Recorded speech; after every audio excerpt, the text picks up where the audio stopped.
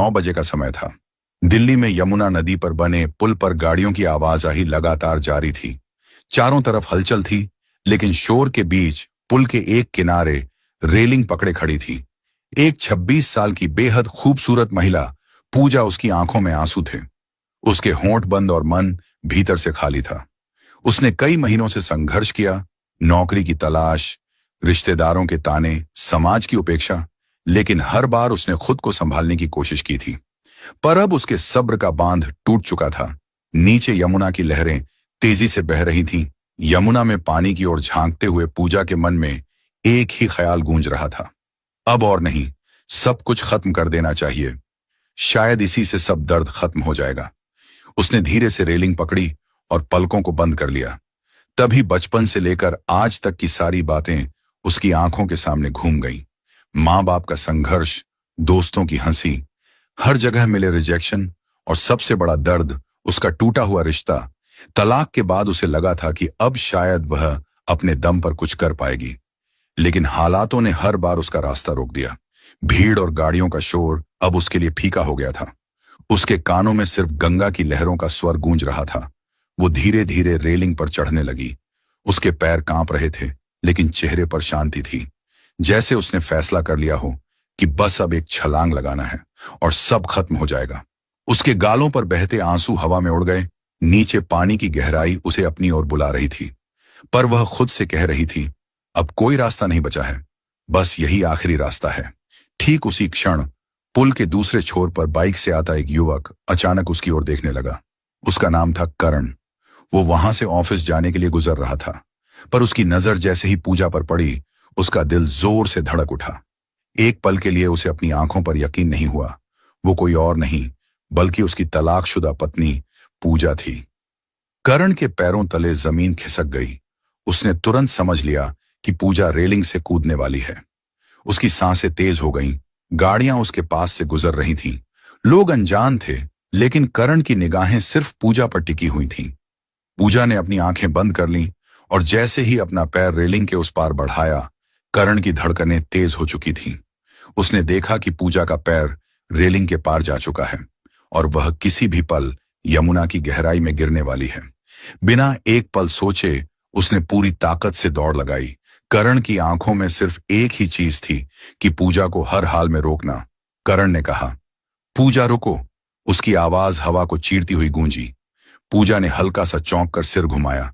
उसने धुंधली आंखों से देखा, पुल पर दौड़ता हुआ वही चेहरा, वही इंसान करण, जिसने कभी उसकी जिंदगी का सबसे बड़ा हिस्सा साझा किया था और फिर अलग हो गया था।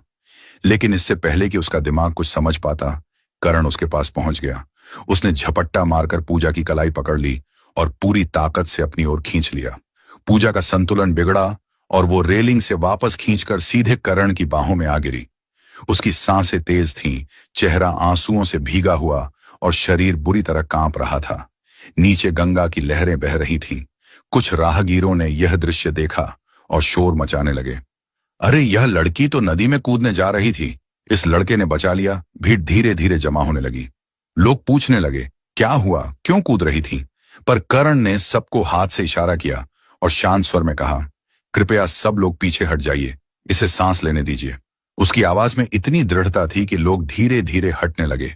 अब पुल के एक किनारे पर सिर्फ पूजा और करण खड़ा था। करण ने धीरे से कहा, पूजा पागल हो गई हो क्या? जिंदगी इतनी सस्ती नहीं होती कि इसे ऐसे बहते पानी में छोड़ दिया जाए। पूजा उसकी बाहों में फूट फूट कर रोने लगी। उसके होंठ कांप रहे थे और आवाज नहीं निकल रही थी। करण ने उससे कहा, बोलो पूजा, क्यों कर रही थी ये सब? क्या दर्द इतना बड़ा हो गया कि तुमने मौत को आसान समझ लिया? पूजा ने गहरी सांस ली और कहा, जब हर दरवाजा बंद हो जाए, जब हर जगह से रिजेक्शन मिले, तो जीना बोझ लगने लगता है।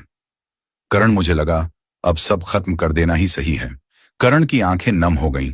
उसने पूजा को रेलिंग से दूर लाकर पुल के पास बनी बेंच पर बैठा दिया। फिर पास की दुकान से पानी की बोतल लाकर पूजा के हाथ में थमा दी। पूजा ने कांपते हुए 2-3 घूंट लिए। उसकी सांसें थोड़ी सामान्य हुई। अर्जुन उसके सामने बैठ गया और कुछ पल चुप रहा।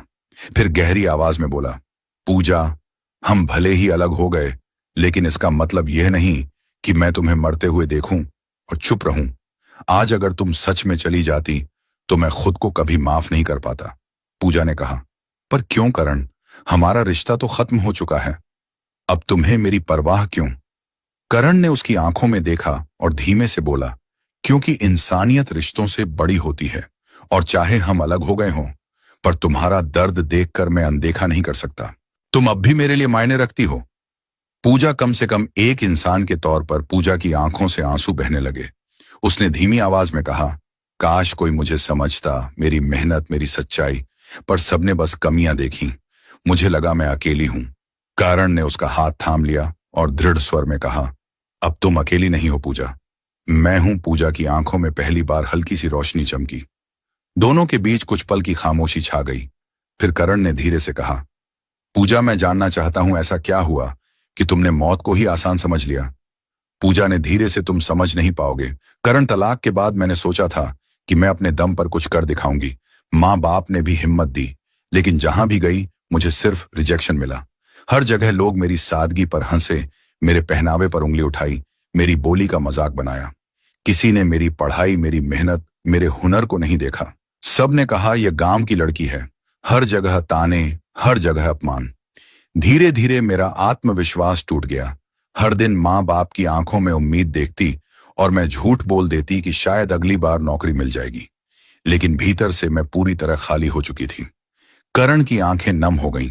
उसने गहरी सांस ली और कहा, पूजा, लोग हमेशा कमियां निकालेंगे, लेकिन इसका मतलब यह नहीं कि तुम में काबिलियत नहीं है। मैं तुम्हें जानता हूं। तुम खूबसूरत हो, लेकिन उससे भी ज्यादा मेहनती और सच्ची भी हो। यह दुनिया तुम्हारी सच्चाई को नहीं पहचान पाई। करण ने कहा, इसमें तुम्हारी गलती नहीं है। पूजा ने उसकी ओर देखा और कहा, करण, पर मैं अकेली हूं, मेरे पास कोई नहीं है। तुम्हें मेरी क्यों परवाह है? हमारा रिश्ता तो कागज पर खत्म हो चुका है। करण ने धीरे से बोला, रिश्ते सिर्फ कागज पर खत्म होते हैं, दिल में नहीं। हाँ, हम अलग हो गए थे, लेकिन इसका मतलब यह नहीं कि मैं तुम्हें ऐसे मरते हुए देखूं और चुप रहूं। इंसानियत सबसे बड़ा रिश्ता है, और अगर तुम सोच रही हो कि तुम अकेली हो, तो यह सच नहीं है। आज मैं तुम्हारे साथ हूं, और जब तक तुम चाहो तुम्हारे साथ रहूंगा। पूजा की आंखें और भर आईं। उसने धीमी आवाज में कहा, तुम हमेशा मजबूत थे करण, और मैं हमेशा कमजोर साबित हुई। शायद लोग सही कहते थे कि मैं तुम्हारे लायक नहीं थी। करण ने तुरंत उसकी बात काटी और बोला, यह मत कहो, तुम कमजोर नहीं हो। तुम थकी टूटी हुई हो, लेकिन कमजोर नहीं।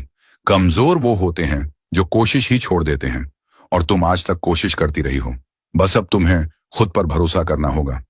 पूजा ने हल्के स्वर में कहा, लेकिन अगर मैं फिर असफल हो गई और सब कुछ वैसा ही रहा? तो करण ने उसकी आंखों में गहराई से देखा और दृढ़ स्वर में कहा, तो फिर से कोशिश करेंगे, जब तक सफल ना हो जाए। पूजा की आंखों में पहली बार हल्की उम्मीद चमकी। फिर उसने धीमे से कहा, ठीक, मैं कोशिश करूंगी, पर इस बार अकेली नहीं।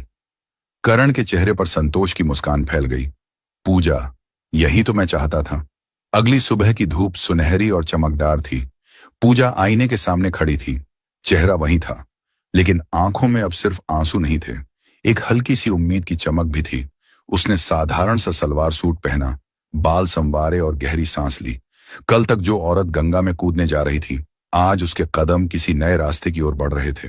करण समय पर आ गया। उसने दरवाजा खटखटाया। पूजा झिझकते हुए बाहर आई। करण ने हल्की मुस्कान दी और बोला, चलो आज से नई शुरुआत करते हैं। अब तुम्हें अकेले लड़ना नहीं पड़ेगा। दोनों साथ में करण की कंपनी पहुंचे। सामने की ऊंची बिल्डिंग देखकर पूजा का दिल जोर जोर से धड़कने लगा।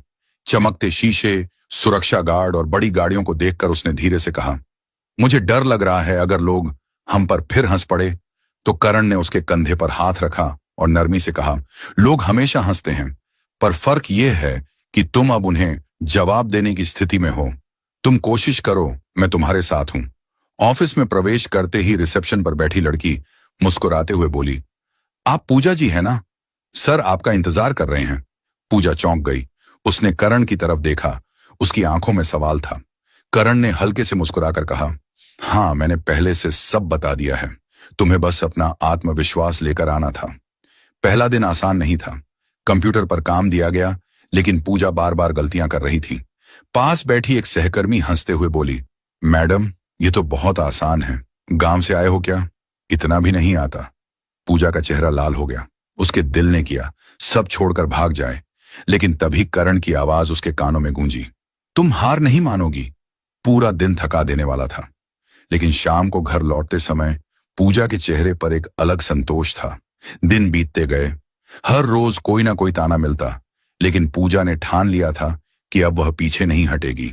वह देर तक रुककर काम सीखती, नोट्स बनाती और अगली सुबह नई तैयारी के साथ आती। धीरे धीरे उसके काम में सुधार आने लगा। एक दिन कंपनी की मीटिंग चल रही थी। अचानक प्रेजेंटेशन की स्लाइड क्रैश हो गई।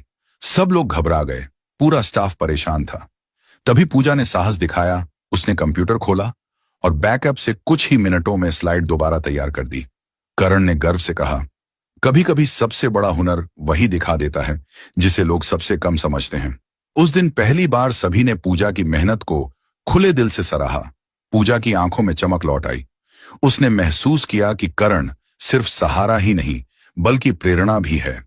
शाम को घर लौटते हुए पूजा ने पुल की तरफ देखा, वही पुल जहां उसकी जिंदगी खत्म होने वाली थी। उसकी आंखें भर आईं। उसने धीमे स्वर में करण से कहा, अगर उस दिन तुमने मेरा हाथ नहीं थामा होता तो आज मैं यहां नहीं होती। तुमने सिर्फ मेरी जान नहीं बचाई, बल्कि तुमने मेरी इज्जत और मेरा आत्मविश्वास भी लौटा दिया। करण ने उसकी आंखों में देखते हुए कहा, पूजा, मैंने सिर्फ इंसानियत निभाई, असली जीत तुम्हारी है, क्योंकि तुमने खुद को दोबारा खड़ा किया। मैं तो बस एक सहारा था, लेकिन इस बार यह आंसू हार के नहीं जीत के थे। महीने का आखिरी दिन था। ऑफिस का माहौल अलग ही था। सबको तनख्वाह मिली थी और चेहरे पर खुशी थी। पूजा के हाथ में भी पहली बार अपनी मेहनत से कमाया हुआ लिफाफा था। उसने कांपते हाथों से उसे खोला, नोटों को देखा और उसकी आंखें भर आईं। यह सिर्फ तनख्वाह नहीं थी, बल्कि उसकी हिम्मत की जीत थी। उसने सबसे पहले मां को फोन किया। मां, अब आपको किसी से उधार मांगने की जरूरत नहीं है। आपकी बेटी ने नौकरी कर ली है। फोन के उस पार मां ने कहा, बिटिया, तूने हमारा सिर गर्व से ऊंचा कर दिया। पूजा की आंखों से आंसू वह निकले, लेकिन इस बार यह आंसू हार के नहीं बल्कि जीत और सुकून के थे। ऑफिस में अब लोग उसे सम्मान से देखने लगे थे। जो सहकर्मी पहले हंसते थे, अब उससे काम सीखने लगे। धीरे धीरे उसकी मेहनत ने सबका दिल जीत लिया। लेकिन पूजा जानती थी कि इस सफर में करण का हाथ ना होता तो शायद वो यह मंजिल कभी ना देख पाती। कुछ दिनों बाद करण और पूजा ने मिलकर बच्चों के लिए एक छोटा सा शिक्षा केंद्र शुरू किया। गांव के बच्चे जो पहले खेतों और मजदूरी में लगे रहते थे, अब शाम को इस केंद्र में पढ़ने आने लगे थे। जब एक छोटी बच्ची ने पूजा से कहा, दीदी, अब मैं भी बड़ी होकर टीचर बनूंगी, तभी पूजा ने बच्ची को गले से लगा लिया। करण बच्चों को कंप्यूटर चलाना सिखाता और पूजा उन्हें किताबों से नई कहानियां पढ़कर सुनाती। धीरे धीरे यह केंद्र सिर्फ एक कमरा नहीं रहा, बल्कि उम्मीद का दरवाजा बन गया। एक दिन गांव का बुजुर्ग बोला, बिटिया, पहले यह गांव अंधेरे में था, आज तुम दोनों ने यहां रोशनी जला दी। पूजा ने नम आंखों से करण की ओर देखा। करण ने उसकी ओर मुस्कुराकर कहा, तुम तो खुद एक रोशनी हो, मैंने तो बस याद दिलाया है। फिर कुछ दिनों बाद एक शाम करण ने पूजा का हाथ थामा और भावुक होते हुए बोला, पूजा, क्यों ना हम फिर से अपनी नई जिंदगी की शुरुआत करें। पति पत्नी की तरह उस पल दोनों के बीच के टूटे रिश्ते की दरार भर गई और उनकी जिंदगी ने एक नई दिशा पाली। उस दिन के बाद गंगा की लहरों की तरह उनकी जिंदगी भी बहती रही। लेकिन उस दिन पुल पर जो हाथ थामा गया था, उसने ना सिर्फ एक औरत को मौत से खींच लिया, बल्कि उसे नए सपनों की ओर भी धकेल दिया। इसीलिए कभी भी हार मानकर जिंदगी से भागना मत। हो सकता है हालात कठिन हो, लेकिन एक सही समय पर मिला सहारा जिंदगी को बदल सकता है। दोस्तों, आपको क्या लगता है, करण ने जो कदम उठाया और जो फैसला लिया, क्या वह सही था या गलत? क्या सचमुच कागजों पर तलाक लेने से दिल के रिश्ते मिट जाते हैं? अपनी राय जरूर बताइएगा। और अगर यह कहानी आपके दिल को छू गई हो तो वीडियो को लाइक करें, चैनल को सब्सक्राइब करें। दोस्तों, मिलते हैं अगली कहानी में। तब तक एक दूसरे पर भरोसा रखिए, रिश्तों की कीमत समझिए और अपनों को संभाल कर रखिए। जय हिंद, जय भारत।